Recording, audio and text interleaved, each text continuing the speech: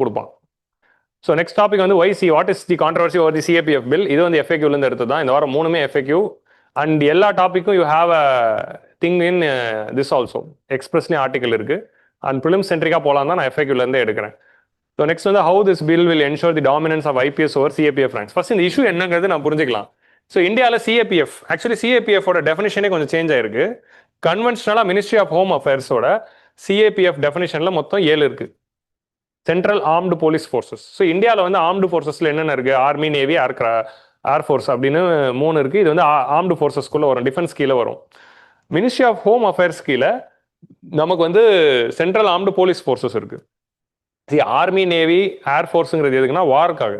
இந்தியாவுடைய நேஷனல் செக்யூரிட்டியை வார்க்காகவும் வாரில் கலந்துக்கிறதுக்காகவும் தான். லோக்கல் லா அண்ட் ஆர்டர் மெயின்டெனன்ஸ்க்காக கிடையாது, பார்டர் மேனேஜ்மெண்ட்காக கிடையாது. ஆர்மியோட வேலை ஆர்மி தான் பார்டரை மேனேஜ் பண்ணுது அப்படின்னா கிடையாது. எங்கேயாவது ஒரு சண்டை இருந்தால் சண்டை செய்யறதுக்கு தான் ஆர்மி.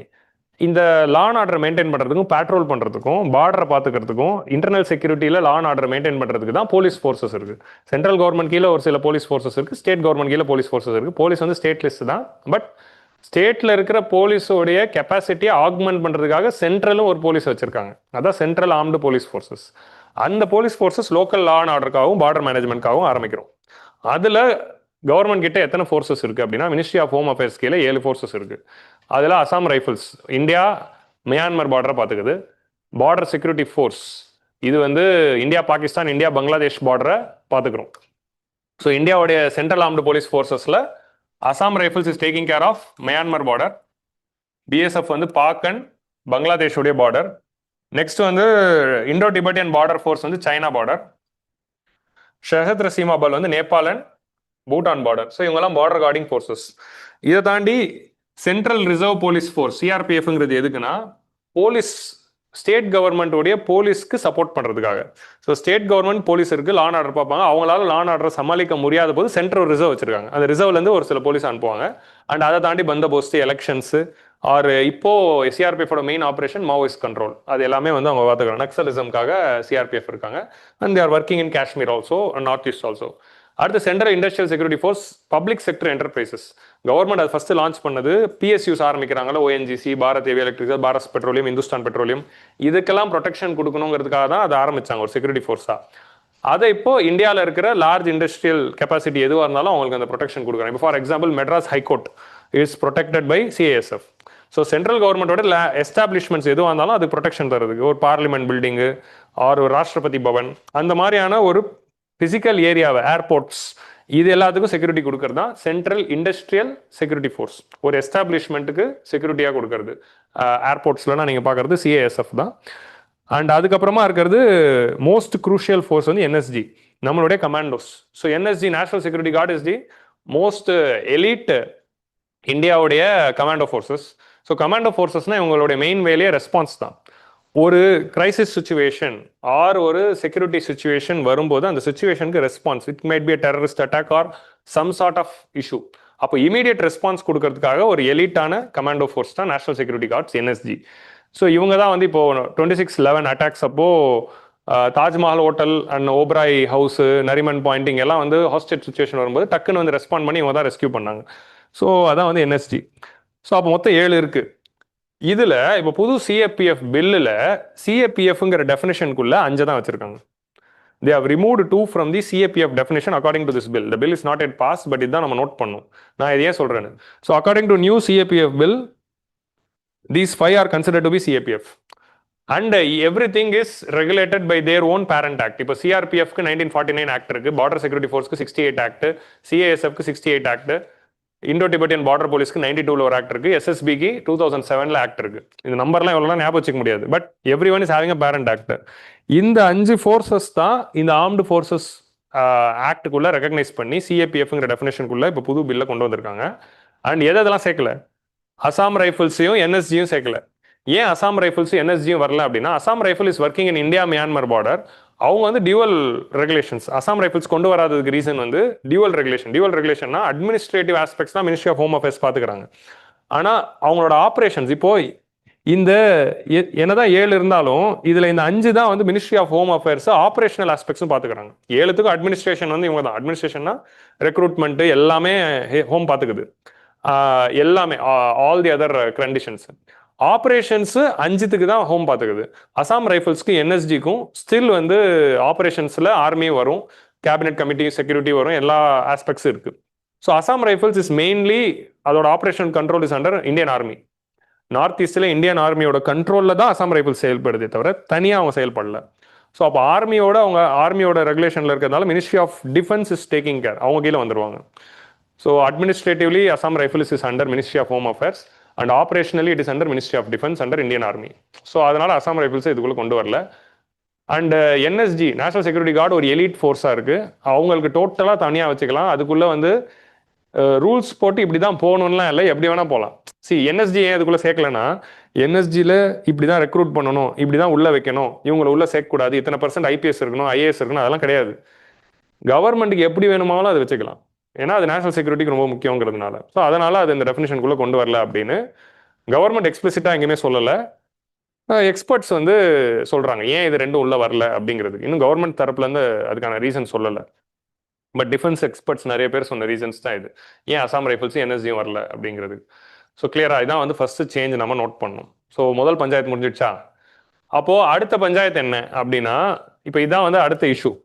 இப்போ நம்ம பார்க்குறோம் யூபிஎஸ்சியோட சிஏபிஎஃப் எக்ஸாமும் இருக்கும். அதோட ப்ரிலிம்ஸ் வந்து ரொம்ப ஈஸி, யூபிஎஸ்சி ஆஸ்பிரண்ட்ஸ்க்கு ஈஸியாக இருக்கும்.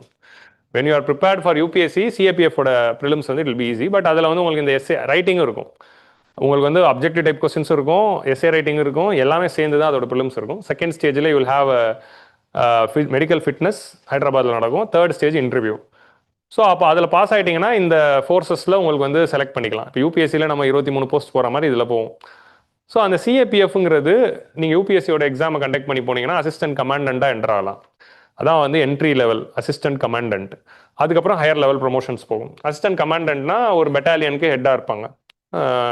அது கீழே யார் யார் இருக்காங்கன்னா இன்ஸ்பெக்டர்ஸ் இருப்பாங்க, சப் இன்ஸ்பெக்டர்ஸ் இருப்பாங்க அண்ட் கான்ஸ்டபிள்ஸ் இருப்பாங்க. அதெல்லாம் வந்து அதர் எக்ஸாம்ஸ் அதுலேருந்து செலக்ட் ஆகி வருவாங்க. ஸோ அப்போது இதுதான் வந்து எஸ்எஸ்சி எக்ஸாம்ஸ் இருக்கும், அதுக்கு தனியாக அதில் செலக்ட் ஆகி வருவாங்க. யூபிஎஸ்சி நடத்துகிற எக்ஸாமில் டேரெக்டாக அசிஸ்டன்ட் கமாண்டன்ட் போவோம். இப்போ அசிஸ்டன்ட் கமாண்டண்ட்டாக ஒருத்தர் போகிறாரு, அவர் வந்து குரூப் ஏல வராரு, குரூப் ஏ லெவல் ஆஃபீஸராக அவங்க வந்து ரெசிக்னேட் ஆவாங்க. ஸோ நம்ம சிவில் சர்வீஸ் எக்ஸாம் போயிட்டு குரூப் ஏ தான் போகிறோம், இதுவும் குரூப் ஏ தான் போகிறோம். ஆனால் இப்போ என்ன ஆகுதுன்னா, இப்போ நீங்கள் குரூப் 1 பாஸ் பண்ணுறீங்க, குரூப் 1 பாஸ் பண்ணிவிட்டு ஆனால் ப்ரொமோஷன் இருக்குது, ப்ரொமோஷன் ஆகிட்டு ஒரு கட்டத்தில் கன்ஃபர்ட் ஐஏஎஸ் கூட வரலாம்ல, ஐஏஎஸ் ஆகி நீங்கள் இன்னும் மேலே போகலாம். ஸோ அந்த மாதிரி வந்து சென்ட்ரல் கவர்மெண்ட்டுக்கும் க்ரைட்டீரியாஸ் இருக்குது. நீங்கள் வந்து சென்ட்ரலோடைய குரூப் ஏக்குள்ளே போனீங்கனாலும் ப்ரொமோஷன்ஸ் இருக்கும் அப்படின்னு. பட் சிஏபிஎஃப்ல என்ன ஆச்சு அப்படின்னா, சிஏபிஎஃப்ல இந்த சிஏபிஎஃப் எக்ஸாம்ஸ் யூபிஎஸ்சி கண்டக்ட் பண்ணுற சிஏபிஎஃப் எக்ஸாமாக இருக்கட்டும், ஆர் எஸ்எஸ்சி கண்டக்ட் பண்ணுற சிஏபிஎஃப் எக்ஸாம்ஸாக இருக்கட்டும், அதில் சேர்ந்து உள்ளே போகிறவங்களால ஒரு லெவல் வரைக்கும் தான் போக முடியுது. கிளாஸ் சீலிங் எஃபெக்ட் அங்கே இருக்குது. Glass ceiling effect for all என்னன்னா, ஒரு லெவல் வரைக்கும் தான் நீங்கள் இந்த எக்ஸாம் மூலமாக போனால் ப்ரொமோஷனில் போக முடியும். அதுக்கு மேலே வந்து இருக்கிற பொசிஷன்லாம் யார் வந்து உட்காந்துக்கிறா அப்படின்னா ஐபிஎஸ் வந்து உட்காந்துக்கிறாங்க. ஸோ ஐபிஎஸ் ஆஃபீஸர்ஸை டைரெக்டாக வந்து மேலே போட்டுறாங்க. எதுவா உங்களுக்கு வந்து இன்ஸ்பெக்டர் ஜெனரல் ஐஜியாவோ, ஐஜிக்கு மேலே இருக்கிற போஸ்டிங்ஸ் ஃபுல்லாகவுமே ஐபிஎஸ் டாமினேட்டடாக இருக்குது. ரொம்ப வருஷமாகவே இந்த சிஏபிஎஃப் இந்த எல்லா ஃபோர்ஸஸோடைய டைரக்டர் யார் இருக்கா? டைரக்டர்னா சீஃப். இப்போ எல்லாத்துக்கும் ஒரு சீஃப் டைரக்டர் இருப்பால, director general for all the forces இருக்கும். டைரக்டர் ஜெனரல் பை டிஃபால்ட்டாக ஐபிஎஸ் ஆஃபீஸர் தான் போடுறாங்க. அசாம் ஒரு சில டைமில் ஆர்மிலேருந்து எடுத்துக்கிறாங்க, ஆனால் பை டிஃபால்ட்டாக மோஸ்ட் ஆஃப் தி டைமில் ஐபிஎஸ் ஆஃபீஸர் தான். இப்போ ஃபார் எக்ஸாம்பிள் இப்போ நம்ம ஊரில் விஜயகுமார் இருந்தார், விஜயகுமார் ஐபிஎஸ், அவர் வந்து சிஆர்பிஎஃபோட டைரக்டர் ஜெனரலாக இருந்தாங்க. நம்ம அர்ச்சனா மேம் நம்ம இன்ஸ்டியூட்டுக்கு வந்திருந்தாங்களா ஐபிஎஸ் மேம், அவங்களும் வந்து சிஐஎஸ்எஃப்ல இருந்திருக்காங்க, எஸ்எஸ்பியில் டைரக்டர் ஜெனரலாக இருந்திருக்காங்க. ஸோ அப்போ புரியுதா, she's an IPS and he was an IPS. IPS தான் டைரக்டர் ஜெனரலாக போடுறாங்க அண்ட் அது கீழே ஐஜிலேருந்து மேலே இருக்கிற பொசிஷன்ஸ் எல்லாமே ஐபிஎஸ் தான் ஃபில்அப் பண்ணுறாங்க. இதனால் சிஏபிஎஃப்க்கு என்ன ஆகுதுன்னா, சிஏபிஎஃப் எக்ஸாம் மூலமாக வராங்க, நாங்கள் தான் இந்த ஃபோர்ஸில் கிரவுண்ட் லெவலில் ஒர்க் பண்ணி பல வருஷமாக இருந்து ஒரு வருஷத்துக்கு அப்புறம் ப்ரொமோஷன் ஆகிட்டு மேலே வரும், எங்களுக்கு தான் இந்த ஃபோர்ஸஸ் பற்றி தெரியும். ஐபிஎஸோட ட்ரைனிங் ஐபிஎஸோட ஒர்க்கிங்லாம் டோட்டலாக வேறு, எங்களோட ஒர்க்கிங் டோட்டலாக வேறு. அப்போது இதுலேருந்து எங்களுக்கு ப்ரொமோஷனில் எங்களே மேலே அனுப்புங்க, எங்களே ஐஜி ஆக்குங்க. ஸோ ப்ரொமோஷன் வந்து ஆர்மிக்கு எப்படி நடக்குதோ, இப்போ ஆர்மியோட லெஃப்டினன்ட் ஜெனரலாக ஐபிஎஸ் போட முடியுமா? விட்டுருவாங்களா? உள்ளே சேர்த்துக்க மாட்டாங்க. ஸோ அப்படி இருக்கிறப்போ ஆர்மியில் நேவி ஏர்ஃபோர்ஸில் ஐபிஎஸ் எல்லாம் சேர்த்துக்க மாட்டாங்க. ஸோ அதே மாதிரி தானே சிஏபிஎஃப்க்கு இருக்கணும். இது வந்து ஒரு ஸ்பெஷலிஸ்ட் ஃபோர்ஸு, இதுலேயும் வந்து ப்ரொமோஷன்ஸில் தான் வரணும். ஐபிஎஸ் எடுத்து போடாதீங்க அப்படிங்கிறது யாரோட வாதம்னா சிஏபிஎஃப் தரப்புடைய வாதம். ஸோ அப்போது இவங்களோட தரப்பு இது. பட் கவர்மெண்ட் என்ன சொல்கிறாங்கன்னா, ஐபிஎஸ் வந்து அவங்களுக்கு ஒரு எலிட் ட்ரைனிங் நாங்கள் கொடுக்குறோம். பல தரப்பில் அவங்க ஸ்டேட் கவர்மெண்ட்டில் லீட் பண்ணியிருக்காங்க. ஸோ ஆப்ரேஷனல் பற்றி ட்ரைனிங்ஸ் கொடுத்துட்றோம். பட் என்னதுன்னா, ஐபிஎஸ்ங்கிறது ஒரு அட்மினிஸ்ட்ரேட்டிவ் ஒர்க்கு தான் மேஜராக. ஐபிஎஸ் எடுத்துக்கிட்டிங்கன்னா அட்மினிஸ்ட்ரேட்டிவ்ல அவங்க எக்ஸலண்ட்டாக இருக்கிறதுனால இவ்வளோ பெரிய ஃபோர்ஸுக்கு தலைமை பதவியில் இருக்கிறவர் போய் இறங்கி ஆப்ரேஷன்ஸ்குள்ளே போகிறது இல்லை. உங்களுக்கு புரியுதா? அவங்க வந்து அட்மினிஸ்ட்ரேஷனை தான் பார்த்துக்க போகிறாங்க. அப்போ அதுக்கு ஐபிஎஸ் தான் சூட்டபுளாக இருக்கும். அண்ட் ஆல் இண்டியா சர்வீசஸ் நம்ம கிரியேட் பண்ணது என்னதுன்னா, சென்டர் ஸ்டேட் ரிலேஷன்ஸை இன்டகிரேட் பண்ணுறதுக்கு தான். ஸோ சென்டருக்கும் ஸ்டேட்டுக்கும் நடுவில் ஃபெடரல் ஸ்ட்ரக்சரை மெயின்டைன் பண்ணணும். At the same time India ஃபுல்லாக காமன் அட்மினிஸ்ட்ரேஷன் இருக்கணும் வித் த ஸ்டாண்டர்ட் குவாலிட்டி. அப்படி அதுக்காக தான் ஆல் இண்டியா சர்வீஸ் கிரியேட் பண்ணும். ஸோ அப்போது நிறைய வாட்டி வந்து இந்த ஃபோர்ஸஸ்லாம் ஸ்டேட் கவர்மெண்ட்டோட கொலாபரேஷனில் தான் நடக்குது. ஸ்டேட் போலீஸோட சேர்ந்து தான் சிஏபிஎஃப் ஒர்க் பண்ணும். ஸோ அப்படி ஒர்க் பண்ணுறப்போ அந்த கோஆர்டினேஷனை வந்து ஒரு சிஏபிஎஃப் பர்சனை விட ஐபிஎஸ்க்கு தான் தெரிஞ்சிருக்கும். ஏன்னா ஐபிஎஸ் வந்து ஸ்டேட்டுக்கு ஒர்க் பண்ணியிருக்காரு. இங்கே வரும்போது அந்த கோஆர்டினேஷன் இன்னும் நல்லா கொண்டு போவார். அதனால நாங்கள் ஐபிஎஸ் போடுவோம் அப்படிங்கிறது சென்ட்ரல் கவர்மெண்ட்டோட ஆர்குமெண்ட். இவங்களுக்குள்ள பயங்கரமான சண்டை. இந்த சிஏபிஎஃப் சங்கம் போய் கேஸ் போட்டாங்க. உங்களுக்கு புரியுதா? எங்களுக்கு வந்து எங்கள் ஆளுங்க தான் நாங்கள் ப்ரொமோஷனில் போனால் ஐபிஎஸ்ஸை சேர்க்காதீங்க அப்படின்னு. அப்போ தான் சுப்ரீம் கோர்ட் ஜட்மெண்ட் வந்து ஐபிஎஸ்ஸை சேர்க்கக்கூடாது. சிஏபிஎஃப் பர்சனலே ப்ரொமோஷன்ஸில் மேல் பதவிக்கு போகணும், ஐபிஎஸ்ஸை உள்ளே வந்து ஹையர் பொசிஷனில் போடாதீங்க அப்படின்னு சொல்லி ஜட்மெண்ட் கொடுத்தாங்க. அந்த ஜட்மெண்ட் வந்த பிறகு சென்ட்ரல் வந்து ரிவ்யூ பெட்டிஷன் ஃபைல் பண்ணாங்க. இல்லை இதில் சுப்ரீம் கோர்ட் வந்து நீங்கள் சொல்லாதீங்க, எங்களுக்கு தான் ஆப்ரேஷன் நெசசிட்டி தெரியும். சுப்ரீம் கோர்ட் அதெல்லாம் ரிவ்யூ பெட்டிஷன்லாம் கிடையாது, இதுதான் ஜட்மெண்ட், ஏன்னா சட்டம் அதான் சொல்லுது, அதுக்கேற்ற மாதிரி தான் நாங்கள் சொல்லுவோம். அப்போ ஓகே சட்டத்தை மாற்றிடுறோம் அப்படின்னு சொல்லி புது லாவை கொண்டு வந்துட்டாங்க. ஏன்னா சட்டத்தில் வந்து எக்ஸ்பிளிசிட்டான ஆர்டர் இல்லை. இப்போ ஐபிஎஸ் வந்து they will be part of IG. ஐஜிக்கு மேலே இருக்கிற பொசிஷன்ஸில் ஐபிஎஸ் வருவாங்கங்கிறது எக்ஸிக்யூட்டிவ் ஆர்டராக தான் இருக்குது. மினிஸ்ட்ரி ஆஃப் ஹோம் அஃபேர்ஸோட நோட்டிஃபிகேஷனில் ஆர்டராக தான் இருக்குது. லீகலி வந்து பார்லிமெண்டோட லால என்ன இருக்கு அப்படின்னா, பார்லிமெண்டோட லால இல்லை. ஏன்னா ஒவ்வொரு ஃபோர்ஸ்க்கும் ஒரு ஆக்ட் இருக்கு. So entire CAPF is administrated in a fragmented way. Fragmented வேனா ஒவ்வொரு ஃபோர்ஸுக்கும் ஒரு ரூல்ஸ், ஒரு ரெகுலேஷன்ஸ், ஒவ்வொரு இது, ஏன்னா எல்லாம் வேற வேற ஆக்டாக இருக்குது, வேற வேற காலகட்டத்தில் வேற வேற டைமில் கொண்டு வந்த ஆக்ட். ஸோ அப்போ எல்லா சிஏபிஎஃப்க்கும் இந்த ரெக்ரூட்மெண்ட் பாயிண்ட் ஆஃப் வியூவில் ஒரு யூனிஃபைடு ஆக்டை கொண்டு வரணும். ப்ளஸ் இந்த ஐபிஎஸ்ஸை நாங்கள் உள்ளே சேர்க்கணும்னு நினைக்கிறோம். அது எக்ஸிக்யூட்டிவ் ஆர்டராக இருந்ததுனால அவங்க ஈஸியாக ஸ்கிராப் பண்ணிட்டாங்க. அது ஒரு பார்லிமெண்ட்ரி லாவாகவே நம்ம கொண்டு வந்துடலாம், இப்போ எதுவும் பண்ண முடியாதுங்கிறதுனால அந்த ஜட்மெண்ட்டை நெகேட் பண்ணுறதும் ஒன் ஆஃப் தி அப்ஜெக்டிவ்ஸ். ஏன்னா ஐபிஎஸோட நெசசிட்டிஸ் இருக்குது அப்படின்னு. திரும்ப வந்து என்ன பண்ணிட்டாங்கன்னா, ஐபிஎஸ் தான் 50% இருப்பாங்க ஐஜிக்கு மேலே, டைரக்டர் ஜெனரல் எப்பவுமே ஐபிஎஸ் தான், அதில் மாற்றுக்கிறதே கிடையாது அப்படிங்கிறதும் சொல்லி ஐபிஎஸ் ஆஸ்பிரன்ஸ்க்கு எல்லாருக்குமே ஒரு நல்ல செய்தியாக வருது. ஆனால் சிஏபிஎஃப் ஆஸ்பிரன்ஸ்க்குலாம் இது வந்து ஒரு கெட்ட செய்தியாக இருக்குது. 2 ஆஸ்பிரன்ஸ் ஒரே ஆஸ்பிரண்ட் தான், எதை பாஸ் பண்ணுறோங்கிறத நீங்கள் எதை பாஸ் பண்ணுறீங்களோ அந்த கட்சி ஆகிடுவீங்க, அவ்வளோ. ஸோ இதுக்கு வேற ஆள், அதுக்கு வேற ஆள் இல்லை, எல்லாம் ஒரே ஆளுங்க தான். ஸோ அப்போது கிளியரா இதுதான் இங்கே இருக்கிற சுச்சுவேஷன். நீங்கள் எதை பாஸ் பண்ணுறீங்களோ அந்த ஆர்குமெண்ட்டுக்கு நீங்கள் சப்போர்ட் பண்ணுவீங்க, சரியா? நம்ம நியூட்ரலாக இருக்க போகிறோம், ஏன்னா நம்ம ரெண்டுமே பாஸ் பண்ணோம். ஸோ அதுதான் ஸ்டோரி. இந்த bill is response to supreme court judgment. என்ன கேஸ்லனா, so justice Oka and Ujjal புஜியன் அப்படிங்கிற இந்த 2 ஜட்ஜஸ் தான் இந்த கேஸ் கொடுத்துருக்காங்க, ஜட்மெண்ட் கொடுத்துருக்காங்க. I forgot to see the case name. The deputational post of IPS officers in senior administrative grade or up to a rank of Inspector General in CAPF should be progressively reduced. So என்ன சொல்லியிருக்காங்கன்னா, 2 வருஷத்தில் நீங்கள் என்ன பண்ணுறீங்கன்னா, IPS already இருக்கிறவங்க இருக்கட்டும், இனிமேல் யாரையுமே சேர்க்காதீங்க, ப்ரோக்ரெசிவாக கொஞ்சம் கொஞ்சமாக நீங்கள் சேர்க்காம 2 வருஷத்தில் ஐபிஎஸ்ஸே வராமல் ப்ரொமோஷன்லேயே ஆக்கிக்கலாம். ஏன்னா இப்போதைக்கு எப்படின்னா பர்சன்டேஜ் இருக்குது, 50% இவங்க 50% அவங்க, அந்த மாதிரி. இப்போ ஐஏஎஸோட வேகன்சிஸ்லையும் அப்படி தான் இருக்கும். ஐஏஎஸ் வேகன்சிஸில் இப்போ தமிழ்நாட்டுக்கு 12 வேகன்சி இருக்குன்னா 1/3 வந்து it is for group 1 officers தான், 2/3 தான் வந்து யூபிஎஸ்சிக்கு. இப்போ தமிழ்நாட்டில் 12 வேகன்சி இருக்குன்னா 1/3 யாருக்கு போய்டும், 4 சீட் யாருக்கு போய்டும்னா குரூப் 1லேருந்து ப்ரொமோஷனில் வரவங்களுக்கு தான் 4 ஐஏஎஸ் கிடைக்கும். மிச்ச 6 ஐஏஎஸ் தான் 8 ஐஏஎஸ் தான் யாருக்கு தருவாங்கன்னா யூபிஎஸ்சி கிட்ட கொடுப்பாங்க. யூபிஎஸ்சி இந்த எக்ஸாம் கண்டக்ட் பண்ணி ஐஏஎஸை ஃபில்அப் பண்ணுறாங்க. ஸோ அப்போ ஐஏஎஸில் நம்ம 2/3 1/3ன்னு வச்சுருக்கோம், ப்ரொமோஷனில் 1/3, யூபிஎஸ்சி கிட்ட 2/3 அப்படின்னு. ஸோ அப்போ அந்த மாதிரி ஒரு பர்சன்டேஜில் அவங்க வந்து வச்சுட்டு இருக்காங்களே, அப்படி ஐபிஎஸ்ஸை போடுறதை நீங்கள் கிராஜுவலாக வந்து சிஏபிஎஃப்ல ரெடியூஸ் பண்ணிவிட்டு 2 இயர்ஸில் ரிமூவ் பண்ணுங்கிறது தான் ஜட்மெண்ட். இந்த ஜட்மெண்ட்டை தான் வந்து இந்த ஆக்ட் வந்து நெகேட் பண்ணுது. The court also ruled that Group A officers of CAPF are organized services for all purposes. So CAPFல இருக்கிற Group A officers வந்து எல்லாருமே organised services for all purposes அப்படின்னா எதுனா, ஓஜிஏஎஸ்னா என்ன அப்படின்னா, ஓஜிஏஎஸ்ல இருக்கிறவங்கள தான் ஹையர் பொசிஷனில் போடணும் அப்படிங்கிற எக்ஸிக்யூட்டிவ் ஆர்டரில் இருக்கும். இந்த எக்ஸாம் சிஏபிஎஃப் எக்ஸாம் பாஸ் பண்ணிட்டு வந்து குரூப் ஏவா வர எல்லாருமே அது எலிஜிபிள் தான் அப்படிங்கிற ஜட்மெண்ட் தான் அது கொடுத்துருக்காங்க. இட்ஸ் டெக்னிக்கல் திங், அதுக்குள்ளே போக வேணாம். Ministry of home affairs review petition போட்டாங்க, அது கேட்கல. Despite the judgment ministry of home affairs என்ன பண்ணாங்கன்னா, ஜட்மெண்ட் வந்த பிறகு ஐபிஎஸ் ஆஃபீஸர்ஸ் தான் போட்டுக்கிட்டு இருந்தாங்க. ஸோ இந்த இஷ்யூ வந்து சால்வ் பண்ணணுங்கிறதுக்காக தான் இந்த ஆக்டே போட்டாங்க. ஸோ என்ன ஆச்சுன்னா, ஜட்மெண்ட் வந்த பிறகும் லாஸ்ட் ஃபியூ மந்த்ஸாக ஐபிஎஸ் தான் ரெக்ரூட் பண்ணிட்டு இருந்ததுனால சிஏபிஎஃப் உடைய சங்கம் போய் கேஸ் போட்டாங்க. என்னதுன்னா contempt of court, supreme court judgment வந்து ஐபிஎஸ் போட்டுக்கிட்டு இருக்காங்க அப்படின்னு. ஸோ இந்த இஷ்யூ சால்வ் பண்ணணும்னு ஆக்ட் வந்துருச்சு. ஸோ இந்த ஆக்டுக்குள்ளே என்னென்னலாம் ப்ரொவிஷன்ஸ் இருக்குது அப்படிங்கிறத ப்ரீஃபாக பார்த்துடலாம். ஸோ ஃபஸ்ட்டு வந்து ஸோ வழக்கம் போல் நம்ம ஆக்ட் எப்போ பார்த்தாலும் வில் கோ டு பிஆர்எஸ் தான்.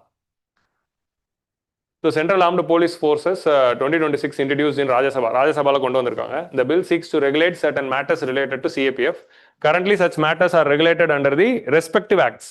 அந்த ரெஸ்பெக்டிவ் ஆக்ட்ஸ்லேருந்து எடுத்து the bill aims to ensure legislative clarity and preserve the operational distinctiveness and harmonize the judicial corrections. So அந்த லெஜிஸ்லேட்டிவ் கிளாரிட்டியை வந்து கொண்டு வரதான் இந்த பில்லோட aim. Powers to make rules. The bill empowers central government to make rules on the matters related to officers of specific CAPF. Central government என்ன rules வேணாலும் போடலாம். So recruitment, deputation, promotion and conditions of service, இது எதில் வேணாலும் central government எது வேணால் போடலாம். அதே மாதிரி bill applies only to 5 CAPFs. இந்த பில்லோட ப்ரொவிஷன் வந்து 5 தான். இல்லை அசாம் ரைஃபிள்ஸ் இவங்களே சேர்க்கல. Central government may amend the schedule by notification to make the bill applicable to all CAPF அப்படிங்கிறது சொல்கிறாங்க. இப்போதான் நம்ம வந்து நோட் பண்ண போகிறோம்.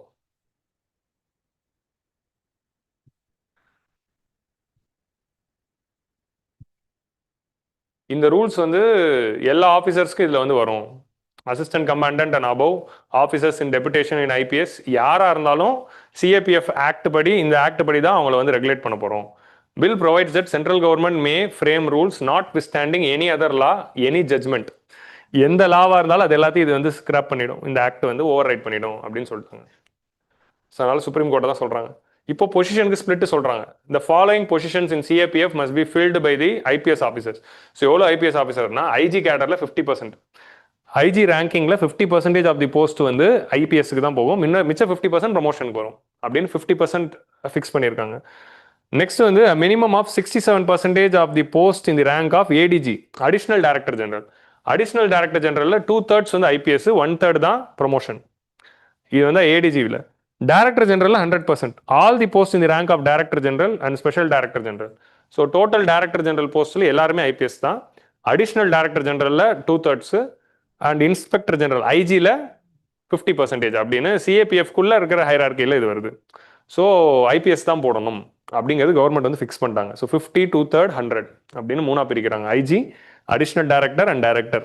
அதுக்கு in case of any inconsistency of bill with any other law, the bill will prevail. சரியா, எந்த லா கூட எந்த இன்கன்சிஸ்டன்சி வந்தாலும் பில் தான் வில் ப்ரிவைல் அப்படின்னு சிம்பிளாக போட்டு முடிச்சுட்டாங்க. ஸோ கிளியரா, இதான் வந்து இந்த பில்லுடைய ஐடியா.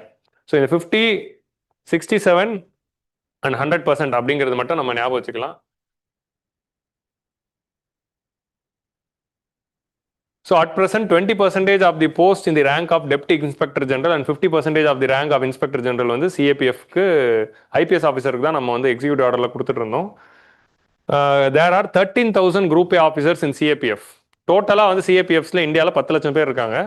அதில் 13,000 பேர் வந்து இந்த மாதிரி group A CAPF exam clear பண்ணிட்டு வந்திருக்காங்க.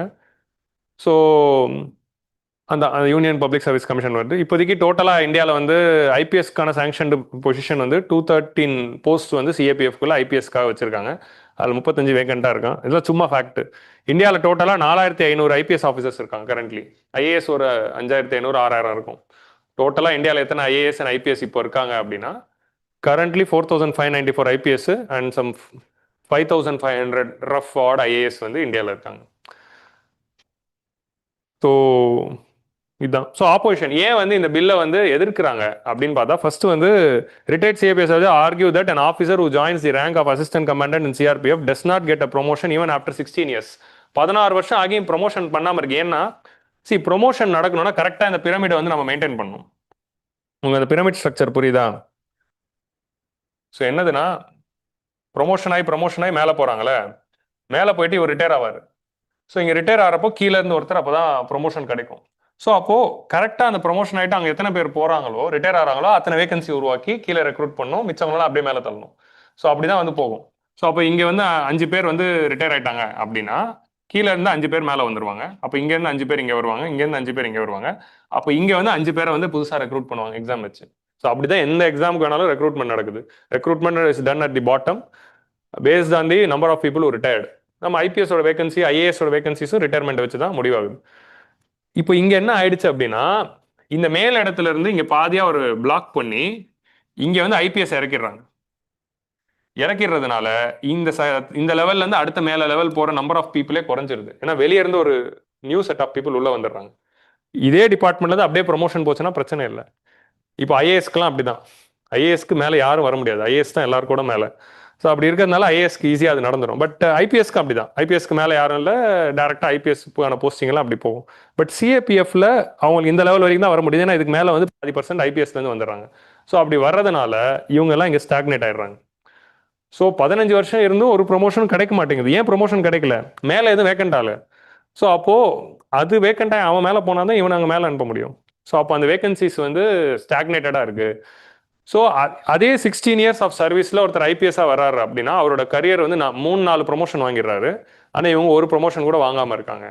ஸோ அப்போ இந்த டிஸ்பாரிட்டியை வந்து நம்ம சால்வ் பண்ணணுங்கிறதுக்காக தான் ஐபிஎஸ் வேணாம் அப்படின்னு நாங்கள் கேட்குறோம் அப்படின்னு சிஏபிஎஃப் தரப்புல சொல்கிறாங்க. அதே மாதிரி வந்து ஆப்ரேஷனல் எக்ஸ்பீரியன்ஸ் சிஏபிஎஃப் பர்சனலாக தான் இருக்கும். நக்சல்ஸ் ஆப்ரேஷன் எல்லா ஆப்ரேஷனும் கிரவுண்ட் லெவலில் ஒர்க் பண்ணது அவங்க தான். ஸோ இவருக்கு அட்மினிஸ்ட்ரேட்டிவ் எக்ஸ்பீரியன்ஸ் தான் இருக்குது அப்படிங்கிறத அவங்க குறையா சொல்கிறாங்க. அட்மினிஸ்ட்ரேட்டிவ் எக்ஸ்பீரியன்ஸ் தான் தேவை அப்படின்னா அவங்க வந்து பாசிட்டிவாக கவர்மெண்ட் சொல்லுது. ஸோ இந்த ஒரு டிஸ்டிங்ஷன் வந்து அங்கே வச்சிருக்காங்க.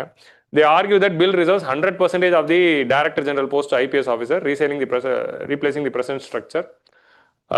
அதனால வந்து எந்த சிஏபிஎஃப் ஆஃபீஸராலையும் அதை ரீச் பண்ண முடியாது. அதுதான் வந்து இங்கே இருக்கிற பிரச்சனை.